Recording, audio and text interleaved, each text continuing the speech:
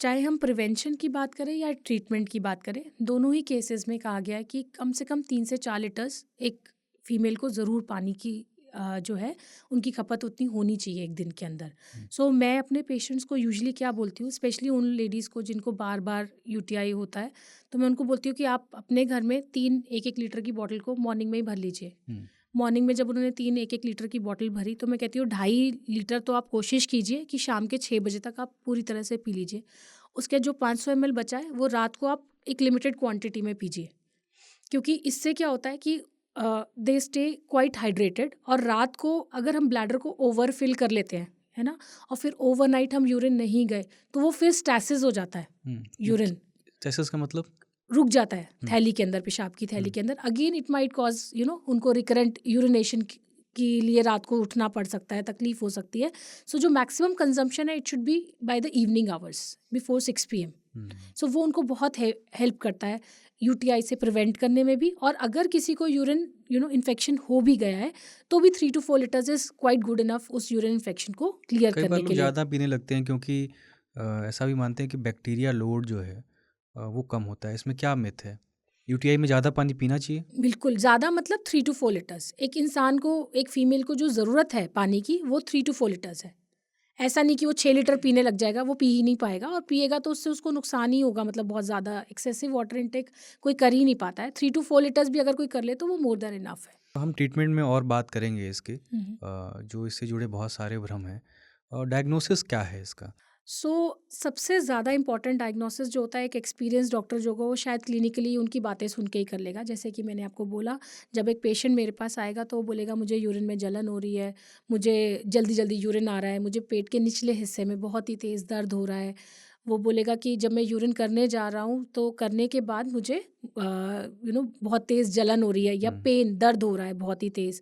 उसके बाद अगर वो स्टोन्स, किडनी स्टोन्स के चलते अगर उसे यूटीआई होगा, तो वो बोलेगा मुझे फ्लैंक्स में, अपने उसको फ्लैंक में पेन होता है उसको, बहुत तेज़ पेट के हिस्से में, कोनों में, जिस तरफ से वो यूरिन आ रहा है।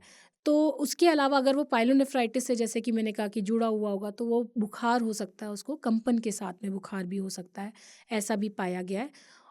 तो कभी-कभी ये भी पाया गया है कि यूरिन, जैसे आपने कलर की भी बात की थी, तो यूरिन जो होता है वो रेड आने लग जाता है, मतलब यूरिन में ब्लड सेल्स भी आने लग जाते हैं जब सीवियर यूटीआई होता है तो वो भी एक उसमें सिम्पटम होता है यूरिन इन्फेक्शन में।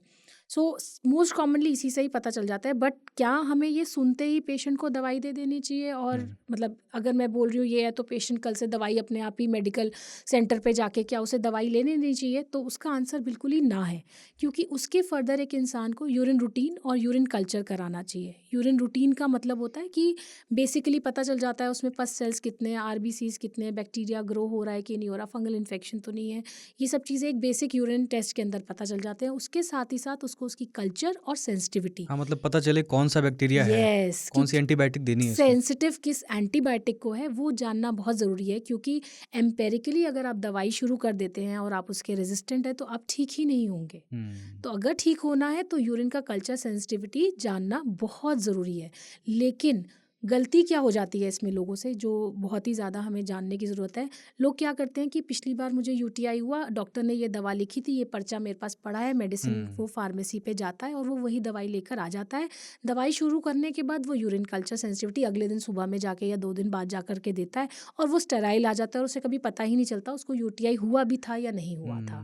सो इसलिए कभी भी एम्पेरिकली उस दवा को शुरू करने से पहले कल्चर सेंसिटिविटी ज़रूर करा लेनी चाहिए। दवा शुरू करने के बाद अगर कल्चर सेंसिटिविटी कराया जाएगा तो वो फॉल्स रिजल्ट्स आ सकते हैं। Another thing is very very important इसमें, अगर कोई महिला है उसको जल्दी जल्दी यूरिन इन्फेक्शन हो रहा है, बहुत ही फ्रिक्वेंटली हो रहा है, तो उसको ये ध्यान में रखना है कि उसको एक अल्ट्रासाउंड पूरे पेट का ज़रूर करा लेना चाहिए। ब्लैडर की जांच भी हो जानी चाहिए। जी, उससे स्टोन्स तो नहीं है ये पता चल जाता है, सिस्टाइटिस है वो पता चल जाता है। उसके अलावा एक और चीज़ बहुत इंपॉर्टेंट है, जिनको बार-बार यूरिन इन्फेक्शन होता है उसको गायनेकोलॉजिस्ट के पास एग्ज़ामिनेशन कराने ज़रूर जाना चाहिए। बिकॉज़ जिनकी नॉर्मल डिलीवरीज़ होती है लेडीज़ की, उनके अंदर ये प्रॉब्लम अक्सर पाई गई है। यूटीआई की? जी, क्योंकि प्रोलैप्स हो जाता है कभी-कभी। प्रोलैप्स मतलब होता है कि जो ऑर्गन्स होते हैं, यूरिन का ऑर्गन है, ब्लैडर है, हुँ, उसके अलावा जो आपकी बच्चेदानी का रास्ता है, वो ढीला हो जाता है कभी-कभी डिलीवरी के बाद। हुँ, तो जब वो ढीला होता है, तो वो नीचे की तरफ प्रोट्रूड करने लग जाता है और ये ब्लैडर का भरने लग जाता है और पूरी तरह से वो इवैक्यूएट नहीं होता है। तो इसमें एक गायनेकोलॉजिकल एग्ज़ामिनेशन का बहुत ही बड़ा रोल है, उसको पूरी तरह से जानने के लिए, क्योंकि जब तक आप उसका सही कारण नहीं जानेंगे कि ये यूटीआई क्यों हो रहा है, तो आप शायद ट्रीट एक बारी हो भी जाएँगे तो आपको बार-बार यूरिन इन्फेक्शन हो सकता है।